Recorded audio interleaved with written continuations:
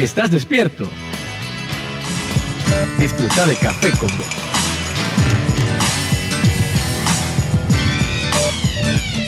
Luis, va al aire. 13, estamos en una edición más de Café con Vos. Es un sorbo mañanero con el que puedes darte cuenta de cómo anda la economía. ¿Estás despierto? Disfruta de Café con Vos. ¿Cómo están, amigos? ¿Cómo están, televidentes y oyentes del Saborcito de la Mañana? ¿Qué tal este martes 5 de enero del año 2015?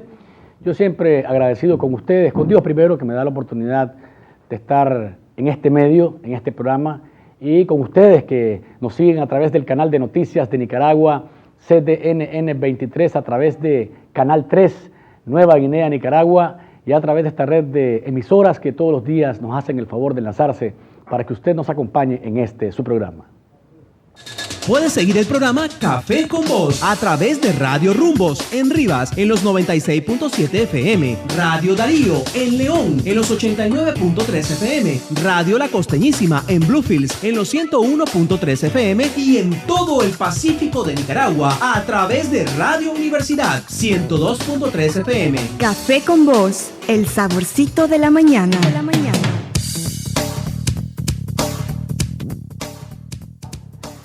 Eso somos, el Saborcito de la Mañana, Café con Vos. Gracias por seguirnos siempre a través de esta red de medios y gracias también a quienes están con nosotros siempre a través de las redes sociales, @Café con Vos ni en Twitter, Café con Vos ni en Facebook, www.cafeconvos.org es nuestro sitio web y recuerde, nuestro canal de YouTube es Café con Vos. Más adelante con nosotros el filósofo y jurista Alejandro Serrano Caldera está en estudio para hacer un análisis sobre qué pasó con las leyes nicaragüenses en el 2015, un resumen de las principales leyes que se aprobaron y sus puntos de vista alrededor de ellas, los retos del marco jurídico nicaragüense para el 2016 y el tema de las elecciones que va a seguir dando de qué hablar durante este año electoral. Ustedes pueden ser parte del programa, recuerden, metan su cuchara 2270-9887 y también pueden marcar mensajería de texto al 8588-2912. No se despeguen porque todo esto y mucho más acá en Café con Vos.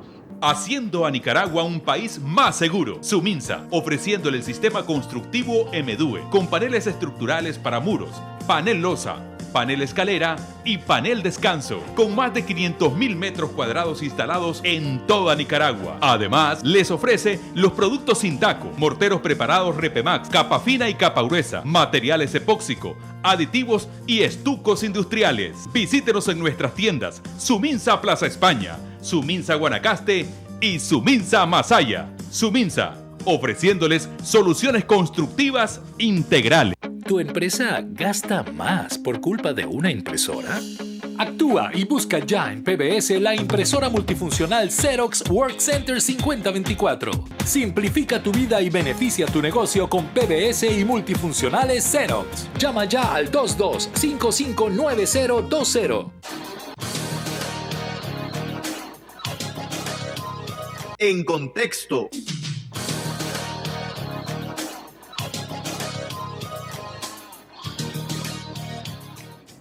Y a nivel de noticias, ¿de qué está hablando el país? Quiero comenzar con Rubén Darío. Me parece que el decreto que se ha emitido ayer, o que se ha leído ayer de parte de la vocera de gobierno Rosario Murillo alrededor de la celebración del centenario del paso a la inmortalidad del poeta Rubén Darío es más que importante. ¿Saben por qué? Porque nosotros a Rubén lo vemos como de a menos a veces. Desde afuera a veces se exalta más la figura de nuestro bardo que nosotros mismos. Y más allá de que se quiera utilizar o no la figura de Rubén de una forma u otra, me parece a mí que es importante dimensionarlo, darle su lugar. Y no solamente por el centenario, Rubén Darío debía estar en cada actividad que hacemos pública, porque nos ha representado con su poesía de una manera extraordinaria en cualquier lugar, y reconocido, hasta se nos lo han querido robar en algún momento, ¿verdad? Poniendo en duda dónde nació, ¿verdad? Y lo demás. Pero me parece a mí que este decreto, que voy a leer la parte esencial, me parece a mí que es muy importante. En el año 2016 dice, se ordena dedicar toda la labor fecunda, generosa, cristiana. Esto es ya parte, como les digo, del vocabulario que se utiliza por el gobierno cristiana, socialista, solidaria, dice, del Estado nicaragüense, a honrar al insigne maestro de maestros, padre y maestro mágico, liróforo celeste, poeta de Nicaragua y el mundo, Rubén Darío. En consecuencia, todas las instituciones del Estado guiarán su trabajo inspirándose en la palabra del alba de oro de Rubén. Frases, imágenes que reflejen su grandeza guiarán a nuestro quehacer en los diferentes ámbitos y espacios propios de todo el Estado nicaragüense. El sistema educativo, universidades, escuelas técnicas, escuelas de formación docente, institutos y escuelas de secundaria, primaria, preescolar, estudiaremos a Rubén en su primordial y espíritu legado que engrandece el alma nicaragüense.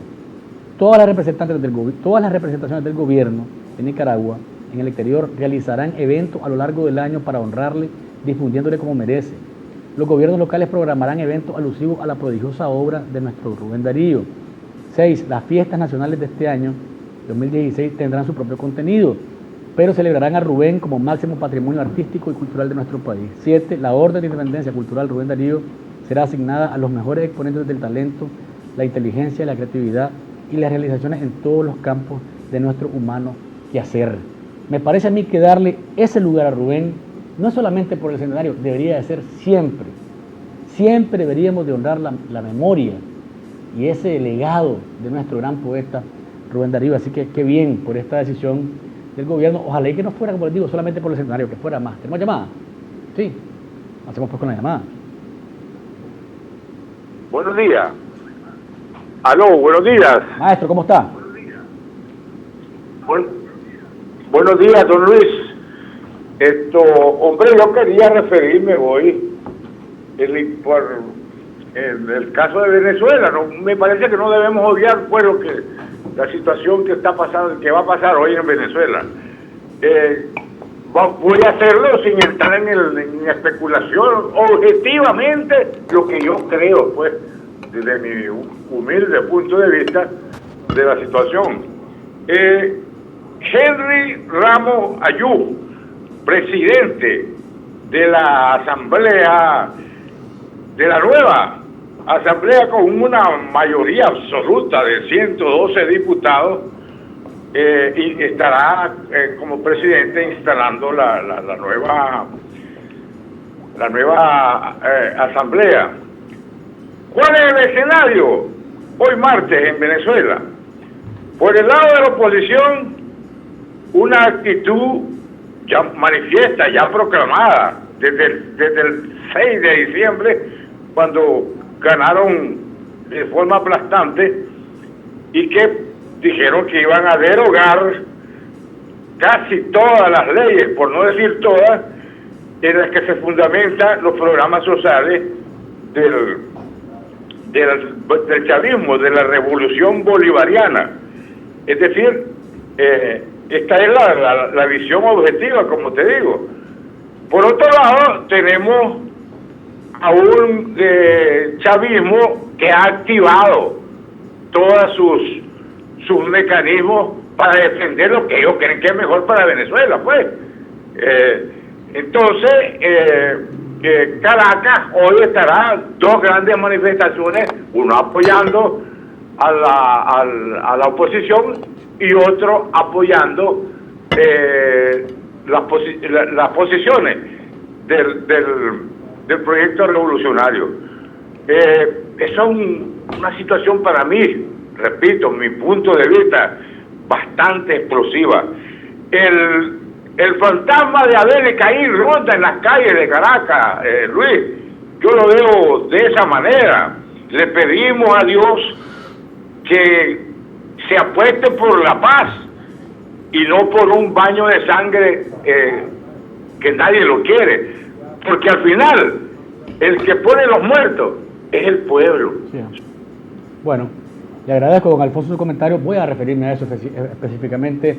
Miren, yo creo que si el pueblo venezolano votó el 6 de diciembre, dijo claramente que es lo que quería y quiere un cambio en la política o en las políticas públicas de Venezuela para mejorar su realidad, su vida.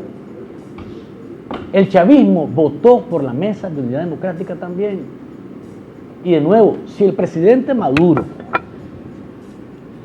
y el Partido Social Unido de Venezuela no entiende esa voz de su pueblo que le dice no queremos más de esto, queremos un cambio, y partiendo de eso radicaliza más bien el discurso y las acciones, y hoy seguramente, como dice don Alfonso, va a estar demasiado tenso esa toma de posesión de los diputados en Venezuela.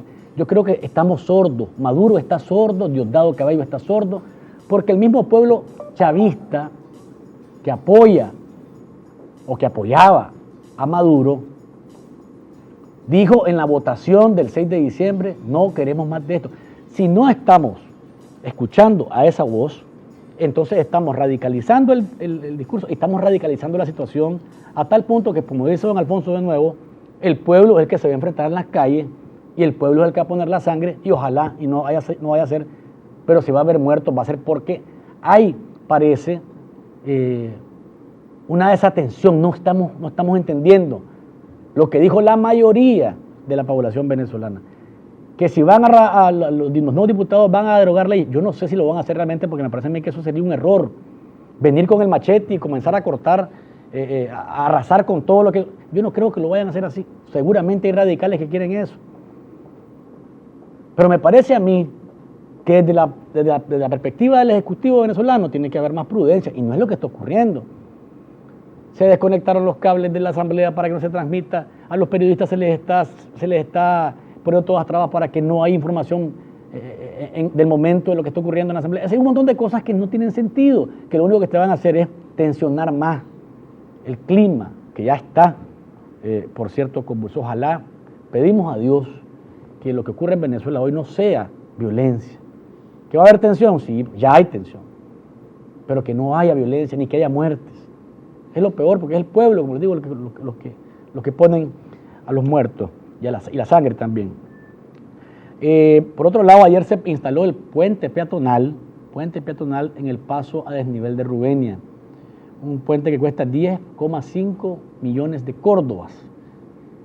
Importante que se haya avanzado, importante que el 10 de enero se vaya a inaugurar esta obra, porque esto que está en pantalla, dejémoslo por ahí por favor en pantalla, esta imagen no se puede seguir repitiendo, la imagen de los niños pasándose el muro, esto en el bypass que baja del paso a desnivel, eso me parece a mí que no se puede seguir repitiendo porque hasta ahora no ha habido una tragedia, pero puede haberla, ¿verdad? Entonces se trata de un puente, esta imagen, esto no puede seguirse repitiendo, son niños que estudian en Mi Redentor, creo que se llama ese colegio que está por ahí, la gente que tiene que pasar a los súperes, a la gente que va de la Nicaragua a la 14 de septiembre, falta el otro paso peatonal que va a ser Rubenia con el barrio La Urs, creo yo, así que qué bueno que ya vamos avanzando en esto porque efectivamente se ha estado corriendo peligro con esto de estarse cruzando la calle ahí en el paso a desnivel de Rubenia. Ayer se dio una conferencia de prensa, si alguien ha sido multado ya por la inspección de gases, por la inspección mecánica, me llama, me escribe, porque hasta ahora no hay nada oficializado, Winston. Vos no sabes nada de multa. No, ayer Roberto González Claudi habló de todo, menos de eso. Aparentemente hay un silencio cómplice con los que están haciendo las filas para no multarlo. Vos andás sin inspección de gases. Ah, ves qué bonito, Winston. Confesión pública, la que nos acaba de hacer, que anda así. Así van a estar esperando la salida. Para que no andes tuviste tiempo, pero en Masaya dicen que está vacío. En Masaya está vacío los talleres. Y por otro lado, quiero hablar del crecimiento del turismo. Me parece a mí que es una información que es muy importante. Nicaragua el año pasado recibió 3.9% más en el 2015 que en el 2014. Estamos hablando de que de 4.711.000 pasamos a 4.711.000 turistas el año pasado.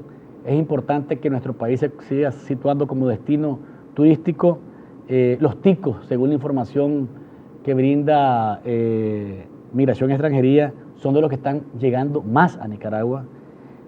Nicaragua se ha convertido en el segundo destino de los ticos después de Estados Unidos. ¿Qué aducen los ticos? Bueno, país que está a la orilla, es un país seguro y es un país que está muy barato. Cuando yo he estado en el extranjero, digo, ¿cuánto vale una comida en Nicaragua? Hombre, en promedio te puede costar una comida $3.50, $4. Siempre te preguntan por la cerveza. ¿Por qué será, Winston? ¿Cuánto vale la cerveza? Dice. Vale $1, le digo, más o menos. Ah, sí, hombre. Acá vale 1.50, acá vale $2. O sea, son precios de referencia para los turistas, ¿verdad? Pero qué importante que nuestro país se va situando como un destino turístico. Nos falta infraestructura, lógicamente, ¿verdad? Pero vamos avanzando y eso es muy importante. Vamos a irnos a una pausa comercial. Cuando volvamos a estar con nosotros el doctor Alejandro Serrano Caldera. Vamos, perdón, ¿tenemos llamada? No. Entonces, el doctor Alejandro Serrano Caldera, ¿cómo? ¿Tengo mensaje? Sí. Dice acá, Maduro debería lavarse la cara y trabajar de la mano con la empresa privada y con esa oposición que es aún una realidad. Si no lo hace, no estaría entendiendo lo que su país le dijo en la votación. Luis, también desde los medios deben instar a los ciudadanos a cuidar esta inversión en el puente peatonal. Definitivamente. Nosotros somos los primeros a cuidar lo que se haga bien. Yo les decía, por ejemplo, en el parque la 10 de junio, está bien remozado, no lo han inaugurado todavía, pero le cambiaron la cara al parque. ¿Quiénes somos los primeros? Los del Marañonal, acá en la Centroamérica. Nosotros mismos los que tenemos que cuidarlo, porque es para nosotros, para nuestros hijos, para nuestro deleite y nuestra diversión. Entonces, llamar al puente peatonal, llamar al cuidado del puente peatonal es más que necesario y es nuestra obligación, porque al final es nuestro dinero el que está en juego siempre ahí. Vamos a la pausa y ya regresamos con el doctor Alejandro Serrano Caldera. Disfruta de Café con Vos. Mi Crédito contribuye al desarrollo económico y social en zonas rurales y urbanas a través de 10 sucursales en 8 departamentos del país. Nuestros oficiales ingresan sus datos vía celular al sistema y en media hora sabrá si precalifica para su crédito. Ofrecemos soluciones para comerciantes y productores agrícolas, brindando servicios crediticios innovadores y accesibles. Creamos soluciones de negocios, incluyendo social y financieramente a micro y pequeños empresarios, proporcionándoles un futuro próspero. Mi Crédito. Crecemos juntos. Derechos de la familia en la Constitución Política Nicaragüense. ¿Qué es la pensión compensatoria? La pensión compensatoria es una pensión distinta y sustitutiva de la pensión alimenticia que podrá solicitar uno de los cónyuges o convivientes ante su disolución matrimonial o convivencial a fin de evitar el desequilibrio económico que la separación o disolución puede provocar a uno u otra. La pensión compensatoria solamente se podrá solicitar si no existe distribución de bienes entre cónyuges o convivientes y bajo las circunstancias que establece el artículo 177 del Código de Familia. El Código de Familia es un logro de las y los nicaragüenses. Conozcámoslo y apliquémoslo.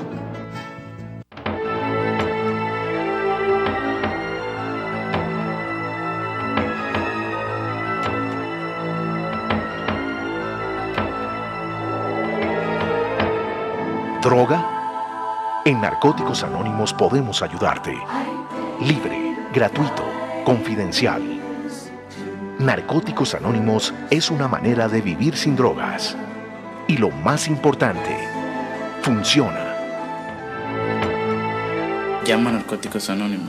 Libre, gratuito, confidencial.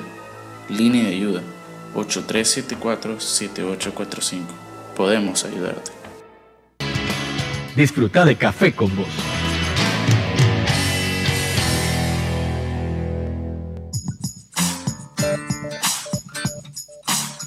Sin tapujos.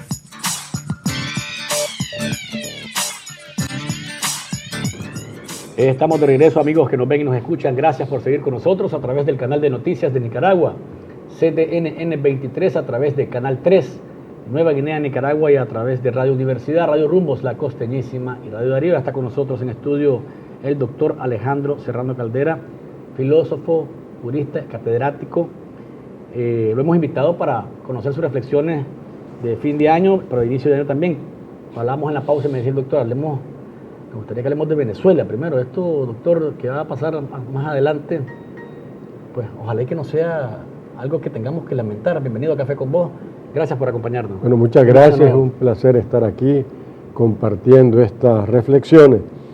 Me parece importante el punto, aunque no sea un análisis exhaustivo, ni mucho menos, porque es algo que tiene que ver también con la situación particular de Nicaragua en cuanto a la cooperación venezolana. Ha sido un factor fundamental para el país y sobre todo para el gobierno, la cual se ha disminuido sensiblemente, según informaciones que se han publicado, que se ha reducido de una ayuda de 500 a 600 millones de dólares al año, casi a la mitad o menos de la mitad aproximadamente. Además, Venezuela tiene una influencia significativa en el ALBA y en los países del llamado socialismo del siglo XXI, y en América Latina pues se ha visto realmente un deterioro de la situación interna cada vez más progresivo. A mí me parece que el resultado de estas elecciones son una clarísima manifestación del pueblo venezolano de la inconformidad que existe con la forma como se está conduciendo el país en estos momentos. Y hay algunos elementos que me parecen fundamentales. Uno de ellos es que es una votación en la cual el MUD o la MUD, la Mesa de Unidad Democrática, alcanza 112 escaños, lo cual significa los 2/3 constitucionales para establecer la mayoría cualificada, la que, de conformidad a las disposiciones de la Constitución Política venezolana, le otorga una serie de facultades al Congreso, a la Asamblea, que son verdaderamente significativas y que de alguna manera van a representar la existencia de un verdadero poder en manos de la Asamblea Nacional. Yo estoy claro que no se debe abusar de esta situación, ni se trata de ir con un garrote en la mano a tomar venganza de aquello que consideran que ha afectado sus propios intereses o los intereses nacionales. Pero sin duda alguna hay circunstancias específicas que seguramente van a darse. A mí me parece que una de las primeras medidas que va a adoptar, y para esto requiere simple mayoría, ni siquiera la mayoría cualificada, es la elaboración de una ley de amnistía que permita la liberación de los reos políticos, entre ellos a Leopoldo López, que tiene 1 año y medio de estar preso. Que fue condenado a 14 años de prisión. Desde febrero del 2014 creo que está detenido. Entonces, el hecho de tener 112 escaños le otorga una serie de facultades, de la posibilidad de emitir leyes, inclusive de rango constitucional, de convocar a una constituyente, de destituir a los miembros del Tribunal Supremo de Justicia con causa justificada, y una serie de atribuciones que revelan la existencia de un poder real en manos del Parlamento, lo cual significa decir un poder real en manos de la Mesa de Unidad Democrática. Pero ¿qué pasa? ¿Cuál es el juego de tácticas y contrapoderes que estamos viendo en este momento? Se obtienen los 112 diputados. El Tribunal Supremo Electoral así lo determina. Sí. El Ejército, a través de Padrino, da unas declaraciones en donde dice se va a respetar y se deben respetar las disposiciones del Consejo Supremo Electoral, del Tribunal Supremo de Elecciones, que es la voluntad, que es la expresión de la voluntad del pueblo venezolano. ¿Qué significaba esto? Un mensaje de decir cualquier actividad que quiera desarrollarse, que vaya orientada a alterar las características de esos resultados, pues no va a ser permitido. Esto se respeta porque esta es la voluntad popular. Entonces es un elemento y un factor fundamental que aparece en el tejido de situaciones que surgen a raíz de estas elecciones. Que seguramente, doctor, ese elemento hoy va a estar también a la vista de los venezolanos. ¿Cómo se va a comportar la fuerza pública? Ese es un elemento fundamental, por eso lo traigo a colación. Sí. Justamente, por lo menos está ahí situado, y me imagino que hay una reflexión y una pregunta en esa dirección. Pero también, por otra parte, está la reacción táctica o estratégica de parte de las fuerzas gubernamentales. ¿Qué es lo que hacen ante esta situación? Reunir a la Asamblea, todavía en vigencia, porque hasta hoy a las 10 de la mañana cambian, y entonces nombran a 13 magistrados del Tribunal Supremo de Justicia. Entonces ya eso indica una medida para tratar de neutralizar cualquier acción que desde la Asamblea pueda venir.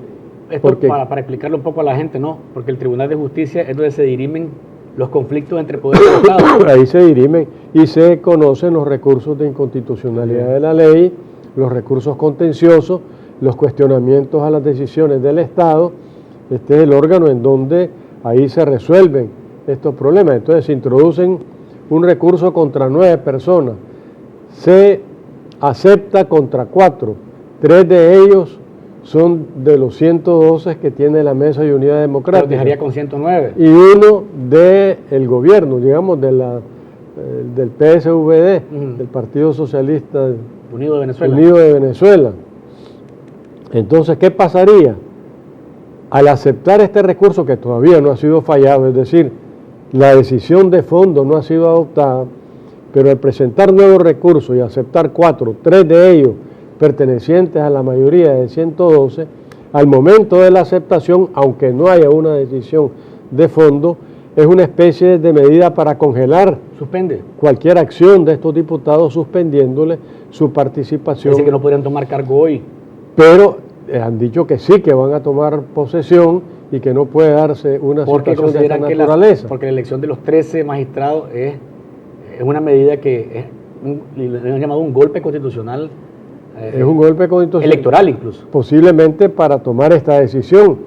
¿En qué consiste la decisión? Quitarle la mayoría calificada de los 2/3 que le da la Constitución política o que reconoce la Constitución cuando se obtiene un resultado como el que se obtuvo. De tal manera que, aunque no haya un fallo de fondo, el hecho de aceptar el recurso contra 3 de los 112 los reduce a 109 y bastaría que le quitaran uno y que queden 111 para que ya no tengan la mayoría de los 2/3, que es la mayoría calificada que les otorga una serie de atribuciones constitucionales reales y efectivas. Pero haciendo una reflexión sobre qué conviene y qué no conviene, yo hablaba aquí, he tenido a periodistas venezolanos, Nicari González, que es vicepresidenta del Colegio de Periodistas de Venezuela, yo le preguntaba ya qué conviene con una mayoría, con tanta fuerza, es decir, venir por el ojo por ojo, usted lo mencionaba, pues con cosas que a lo mejor han estado afectando al pueblo venezolano, o tratar desde esa mayoría de ser sensato y decir, bueno, veamos cómo podemos arreglar esto sin tener que llegar a la confrontación, sin darle elemento al oficialismo para llegar a confrontarnos y que el país se haga más triste de lo que está. A mí me parece que la medida más sensata y que sería la medida ideal es la búsqueda de una concertación, es la búsqueda de un entendimiento entre los poderes reales que están en una sociedad dividida en dos, porque efectivamente eso es lo que nos denota el resultado electoral, que se fragmentó la sociedad venezolana. Y hoy hay una mayoría a favor de la Mesa de Unidad Democrática, pero no quiere decir que no exista al otro lado un volumen de ciudadanos que están respaldando las políticas del chavismo, para llamarlo de alguna manera. Entonces, nosotros tenemos a la vista una sociedad fragmentada, y más aún, una sociedad fracturada, y más aún, una sociedad confrontada. Entonces, la lógica, lo deseable y lo sensato sería la búsqueda de ambas partes de un entendimiento, de una concertación en aras de los intereses supremos de la nación, en aras de los intereses superiores del país. Pero lo que estamos viendo es un juego de tácticas y estrategias, algunas de las cuales me he permitido mencionar y evidenciar en esta pequeña reflexión sobre el tema. Y eso sí puede llevar a ir agudizando las contradicciones, a ir enfatizando en las confrontaciones y a llevar a una situación absolutamente no deseable para Venezuela y para cualquier país. Hay quienes dicen, bueno, la Mesa de Unidad Democrática prometió al pueblo venezolano que iba a votar por ella que el referendo revocatorio se iba a dar. Esto, a la luz de la que está ocurriendo ahorita, ¿le conviene a Venezuela un referendo revocatorio a corto plazo? Creo que eso agudizaría las contradicciones. Es parte de sus facultades, es parte de sus derechos y probablemente sea una situación que se va imponiendo como una exigencia en la medida en que un pueblo tiene el derecho de poner en práctica una disposición constitucional que existe para eso. Sí, para que en determinado curso del periodo presidencial el pueblo juzgue si efectivamente aquella decisión tomada en las elecciones debe continuar o si debe revocarse en base al referéndum revocatorio. Aun y cuando esta es una medida constitucional perfectamente jurídica y legal, que está prevista precisamente para evitar que lo que nació en una forma se transforme en el camino en otra, y que el pueblo que eligió al inicio tenga la facultad de corregir a mitad de camino. Sin embargo, pienso yo que su utilización tensionaría más las cosas y podría de alguna manera llevar a una situación confrontativa que nadie desea. Vamos a ir a una pausa comercial, doctor Serrano Caldera, amigos televidentes y oyentes. Cuando volvamos seguiremos hablando un poco más de Venezuela y aterrizaremos en Nicaragua en temas que tienen que ver con la Ley de Seguridad Soberana, por ejemplo, aprobada el año pasado y que ha levantado mucho polvo, como decimos, a nivel local por los alcances que puede tener y además de eso del año electoral. Disfruta de Café con Vos.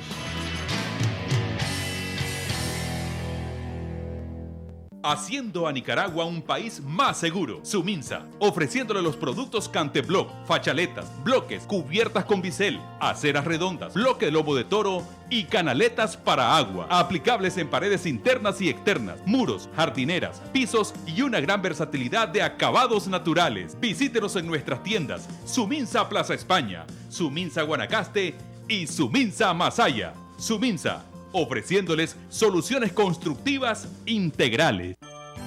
Premia Banpro sí te premia. Gana y elige tu casa, 2 pickups o 1.600.000 córdobas. Por cada 50 córdobas de compra con tus tarjetas de crédito y débito, acumula una acción electrónica y doble acción al pagar por telepagos 1-800-1530 y participa en la rifa. Premia Banpro sí te premia. Aplican restricciones. Promoción válida del 1 de octubre al 31 de diciembre del 2015.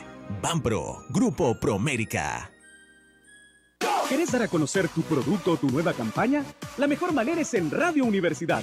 Transmisiones en vivo, animación de eventos, perifoneo de actividades empresariales, producción, grabación y edición de viñetas, radioreportajes y series, capacitación en lenguaje radiofónico, alquiler de estudio y mucho más. Encontranos en Facebook. Escribinos a mercadeoradiouniversidad@gmail.com o llamanos al 2278-3923, extensión 1268. Radio Universidad, 102.3 FM y 99.5 FM. ¡Vive la radio! Disfruta de Café con Vos.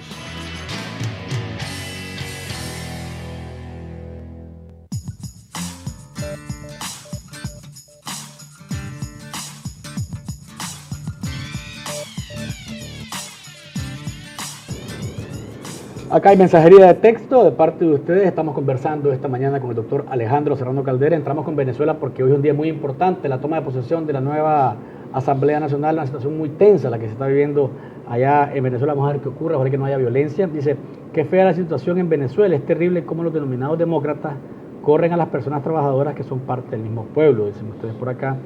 En Nicaragua, otro mensaje, dice, en Nicaragua es difícil que los liberales se unan y ganen la mayoría en la Asamblea, pues ni entre ellos mismos se tienen confianza para formar una alianza. Otro mensaje que dice por acá, ¿qué opina el doctor Serrano Caldera de la llamada oposición de Nicaragua que solo pide institucionalidad para elegir políticos y no la institucionalidad para darle cumplimiento a las leyes aprobadas en la Asamblea Nacional? Es parte de los mensajes que nos están mandando, doctor.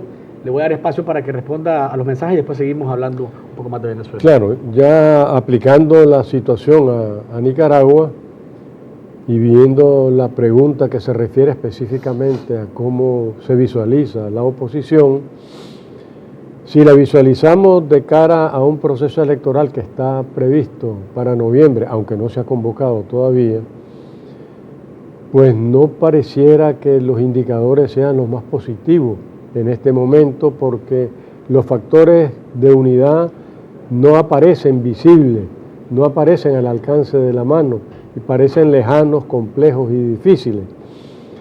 Hay factores que mantienen esta separación. Bueno, hay 3 grupos principales que aglutinan a partidos políticos y a entidades de la sociedad civil en 3 núcleos básicos, que son la coalición democrática que forma el PLI, el MRS y creo que la UDC también ya se ha incorporado.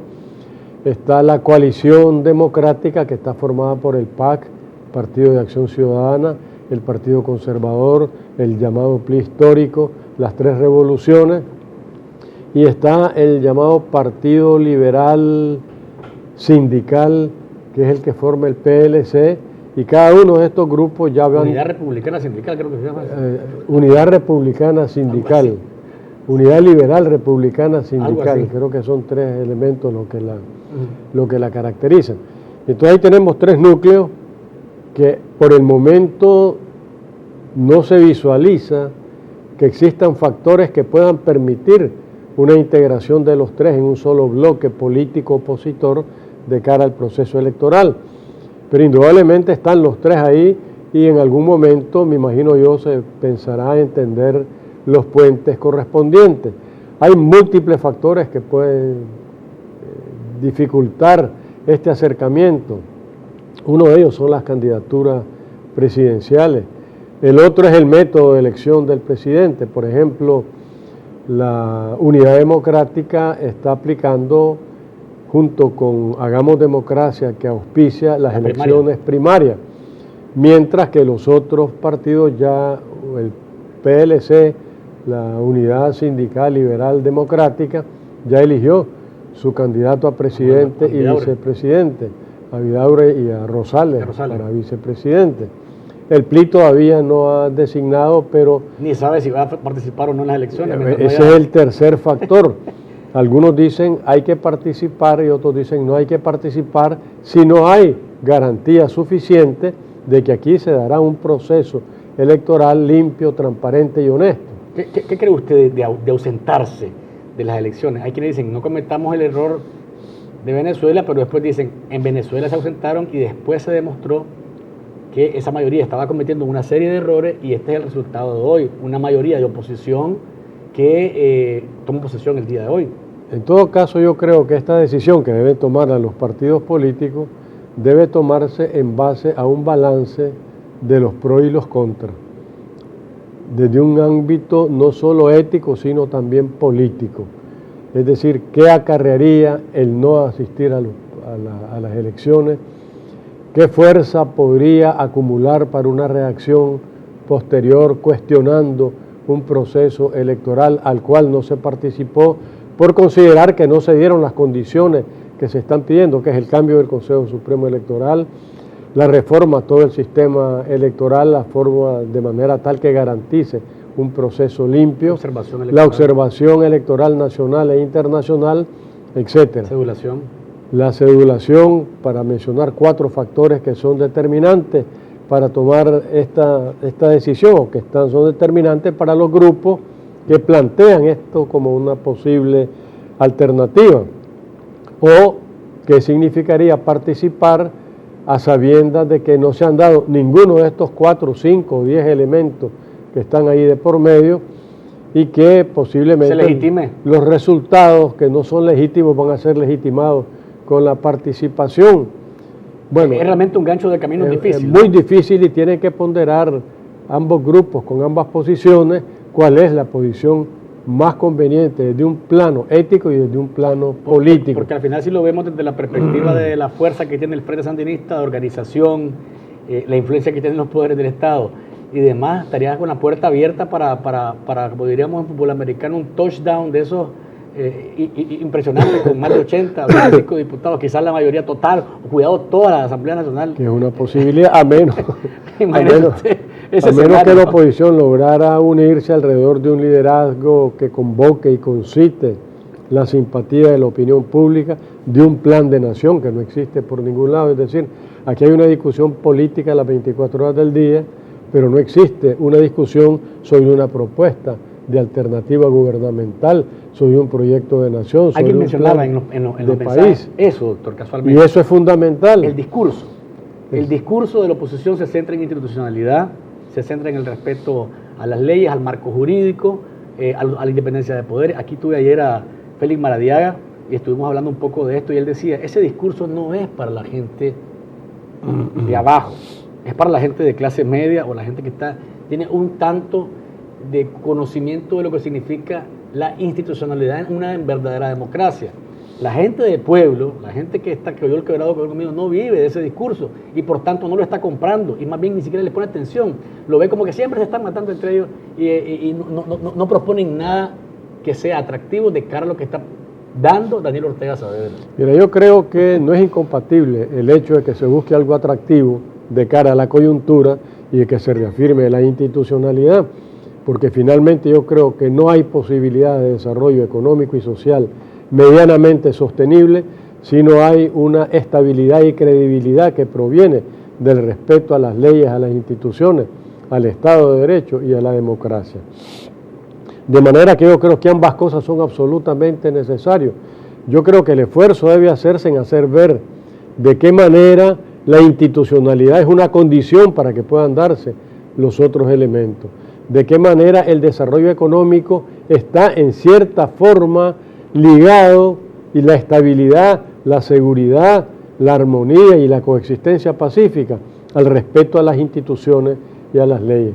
Hace poco se presentó un libro aquí en Nicaragua de dos autores, me acuerdo de uno de ellos, creo que James Robinson, profesores de universidades en los Estados Unidos, que se llama ¿Por qué fracasan los países? Y es el estudio de catedráticos de universidades de los Estados Unidos, en donde justamente hacen ver que el fracaso de los países viene por el fracaso de su institucionalidad.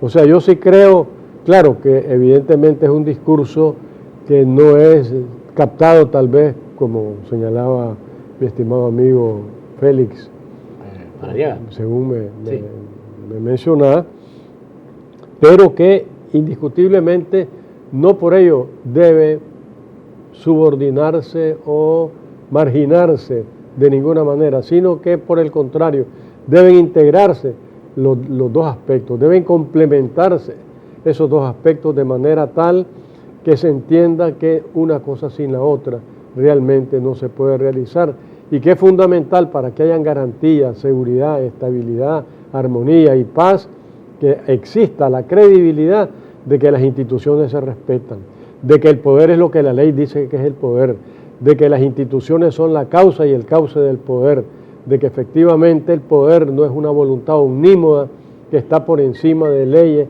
instituciones, constitución política, códigos, etcétera, porque en ese caso ya solo quedan las mediciones de fuerza, ya solo quedan las astucias para ver de qué manera se le va encima el uno al otro y se pierde el punto de vista fundamental del equilibrio, de la estabilidad. Usted y de la mencionaba, certidumbre. y está reflejado hoy en los medios de comunicación, el tema de las elecciones primarias en la oposición. Hagamos Democracia estaba haciendo ese esfuerzo, pero al final solamente hay 3 organizaciones que se rifaron, como que dicen, para apuntarse a este proceso. No están ni el PLI ni el PLC, que son como las paralelas más fuertes en la oposición, por llamar de alguna manera, porque la fortaleza que tienen en las encuestas no está reflejado, al menos por lo menos ni el 8% suman entre ellos de simpatía política.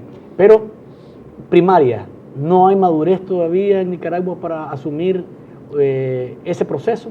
Mira, es que yo creo que la madurez se adquiere en el camino. Es decir, caminante no hay camino, se hace camino al andar, nos decía el poeta Antonio Machado hace ya algunas décadas. Y en todo caso, eso como argumento tal vez, pienso yo, no sería el más determinante, porque tampoco se está maduro para la democracia, porque no se ha tenido una práctica constante de democracia, pero no por ello no va a lucharse por establecer la institucionalidad, el Estado de Derecho que garanticen la democracia. Y realmente la lucha por la democracia es la democracia misma. Y en este caso también tendríamos que verlo en esa forma. No habrá una conciencia clara de lo que son elecciones primarias si no se hacen. Ahora, el problema también yo lo veo más que nada en el sentido de que qué posibilidades reales en este momento hay de que se puedan realizar elecciones primarias en todos los grupos o núcleos de oposición, porque ¿qué es lo que puede resultar de esto? Primero, una oposición unida en 3 núcleos y divididas entre sí cada uno de los núcleos con respecto a los otros 2. En segundo lugar, una oposición que en algunos casos en una de las coaliciones o las unidades ya eligió a sus candidatos a presidente y vicepresidente, y las otras dos todavía no han elegido, y una de ellas va a elegir por primaria. En tercer lugar, el método de designación.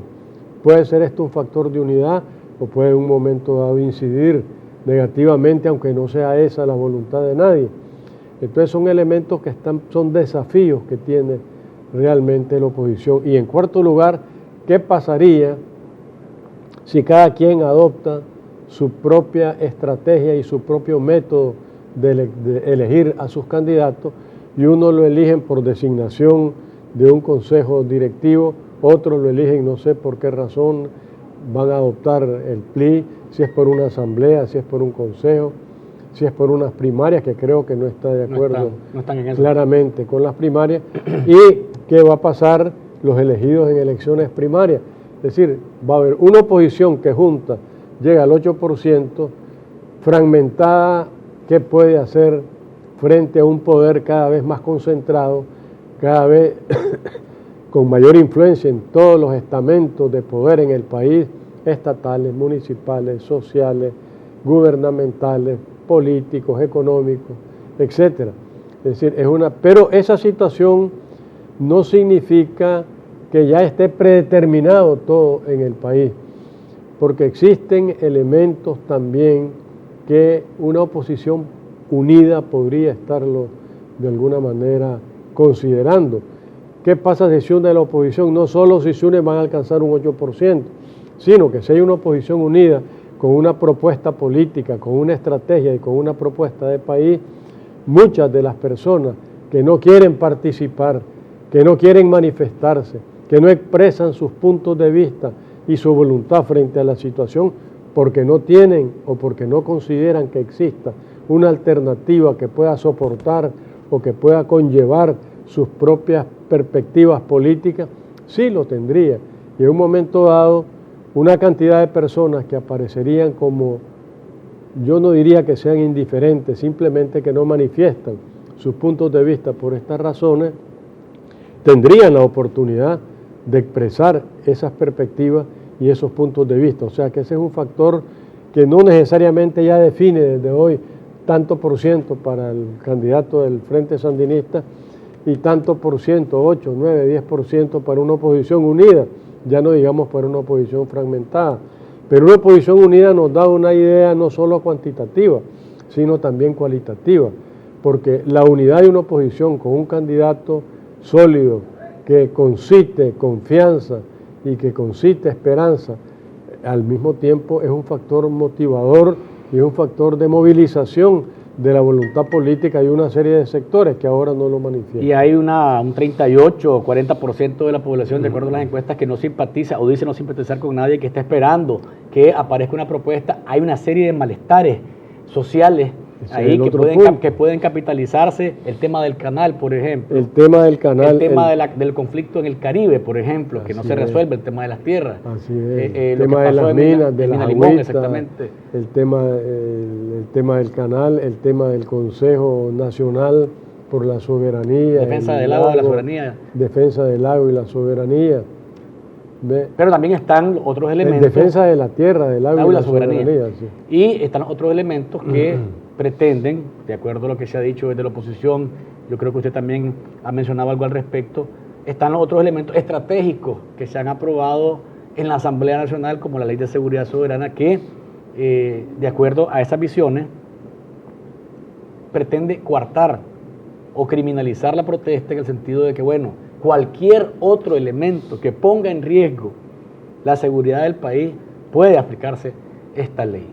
Esta ley de la seguridad soberana justamente evidencia cuál es la táctica frente a estos elementos que no coinciden con las políticas gubernamentales.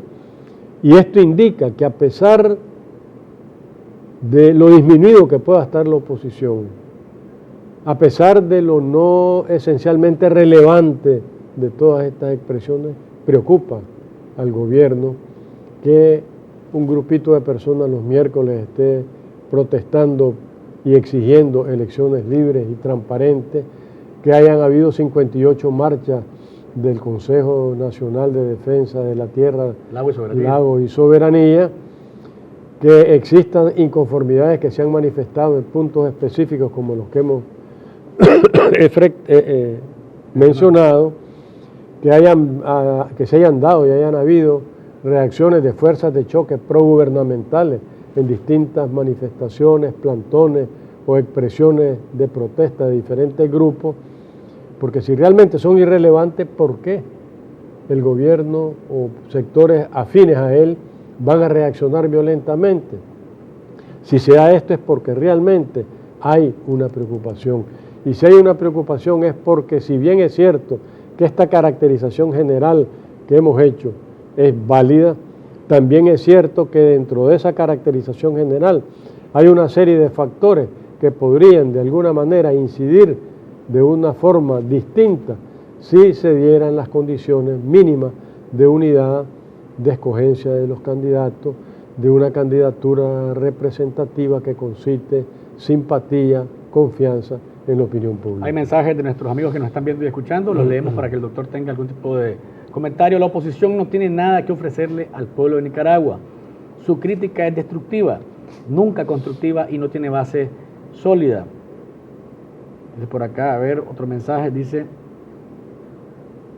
el FSLN está trabajando las 24 horas, los 365 días del año para ganar y para barrer. Los llamados opositores esperan un día antes de las elecciones para organizarse y comenzar a hacer apuestas. Yo soy liberal, pero no apoyaré a los grupos de ignorantes que se creen líderes. Mejor me voy a abstener, dice este mensaje, doctor. Bueno, esa es justamente la situación que se está en este momento viviendo. El problema nuestro ha sido permanentemente el coyunturalismo. Yo estoy claro que no se pueden obviar situaciones concretas inmediatas. Por ejemplo, no se podría hacer un discurso político obviando las elecciones que se van a dar en el mes de noviembre próximo. Pero el hecho es que las situaciones políticas no se agotan en el punto específico y en la coyuntura. Hay que analizar la coyuntura, hay que estar pendiente de ella, pero sin perder de vista una visión trascendental. No se puede dejar de ver el bosque por ver el árbol, pero tampoco se puede dejar de ver el árbol por ver el bosque, porque si no te das contra el árbol, que es lo que puede, lo que puede ocurrir en cualquier momento.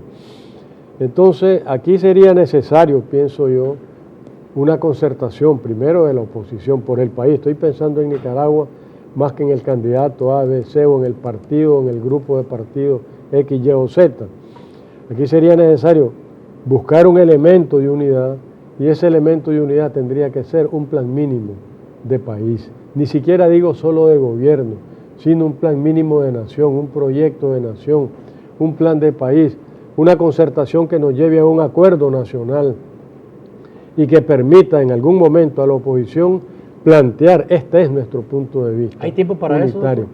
Yo creo que sí, que todavía hay tiempo. Porque sí. Daniel Ortega está robustecido, está fuerte, no tiene contrincante a la vista, y la oposición, yo no miro al menos en este momento que se vayan a dar pasos concretos para lograr esa unidad de la que usted habla, esa concertación de la que es difícil, pues, ¿verdad? Y tal vez es un tanto soñador, optimista y soñador, pero bueno, en la raíz de toda realidad hay siempre un sueño y en el origen de toda lucha una utopía.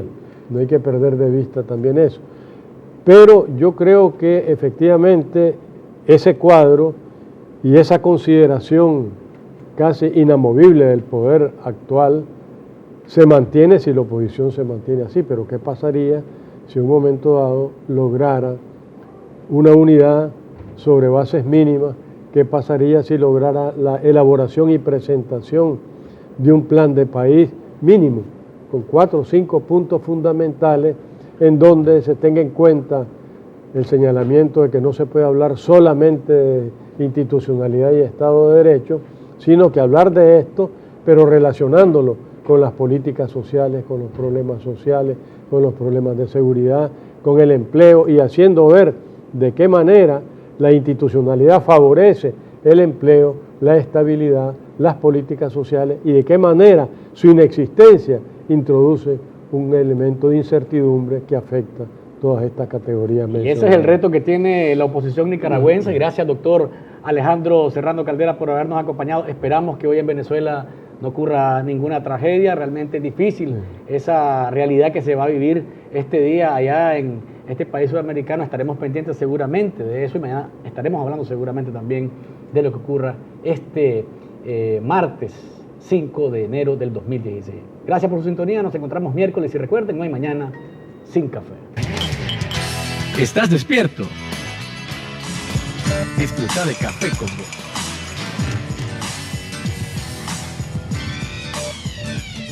Luis, va al aire. 13, estamos en una edición más de Café con Vos.